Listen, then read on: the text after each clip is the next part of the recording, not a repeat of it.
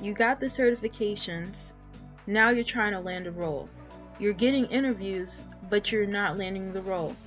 And you're probably wondering why. What is the missing piece? Well, today we're going to talk about that. If you're interested in topics such as cybersecurity, information technology, risk management, and self-improvement, then this channel is for you. So please don't hesitate to like, subscribe, comment, and share this video to people who you think would benefit from listening to this video. I'm Jamia, this is the Jamia Effect, and let's get right into it. So, the first thing I want to talk about is the mindset shift.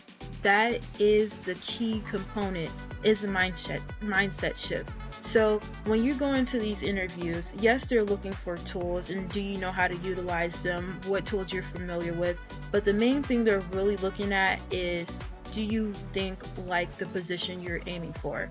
So for an example, if you're trying to become a security analyst, they're wondering if you think like a security analyst. Do you utilize the frameworks associated with being a security analyst? Do you know the incident response plan? And how do you apply that to the roles? How do you apply that to troubleshooting steps? How do you apply that to incidents? You got to go from what tools do I know to how does this role think? So there's different types of thinking styles outside of just being a security analyst. There's cybersecurity analyst, risk management analyst, a security manager. Your learning should align with the role's mindset. Now let's get into tools versus thinking. Continue to learn tools, develop those skills within those tools, but tools alone won't get you hired. If you're strictly tools, they're going to wonder if you have the soft skills. Do you have the communication skills? Do you work well with other individuals? Do you work well alone? How is your project management? How do you prioritize tasks? So they're wondering, how do you just make decisions? They're wondering, what's your judgment like? And how do you problem solve? So all of these are very relevant and important, and it's important to develop these skills. So now let's talk about what interviews are really evaluating.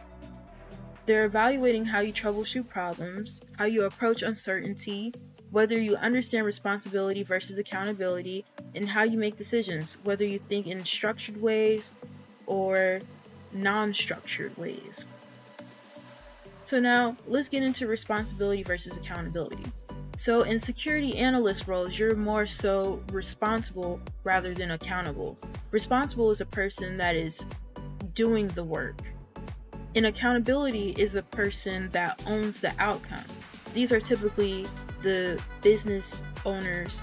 And if you're a risk owner, you're typically accountable for those decisions as well. Understanding this separates you from the masses. It displays professional maturity, organizational awareness, and leadership potential. Now let's talk about frameworks as thinking tools. This is something that I do on my channel. I like to take frameworks and apply it to real life. So if you're interested in topics such as that, make sure you follow, like, and go through my content to see where I talk about these different frameworks.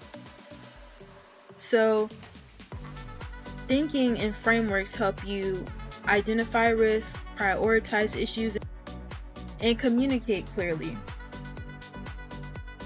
So examples of this is risk frameworks, governance frameworks, security frameworks.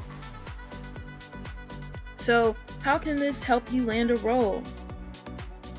You would speak the language of the role, which would speak to the hiring manager, and that's a plus. It develops risk awareness, which they would love, because everyone within an organization should be risk aware, because it's everyone's responsibility to be risk aware. This is where interviews become conversations and not interrogations. It helps show that you understand the business. So let's go back over what's important. Tools are, don't forget to continue to learn those skills, but the mindset is what sets you apart. Think like the role you want and learn with intention. If you found this content edifying, make sure you hit the like button, subscribe, and share with individuals that you think would find this content edifying. Thank you so much for tuning in. Love, peace, and happiness. Love, peace, and positivity.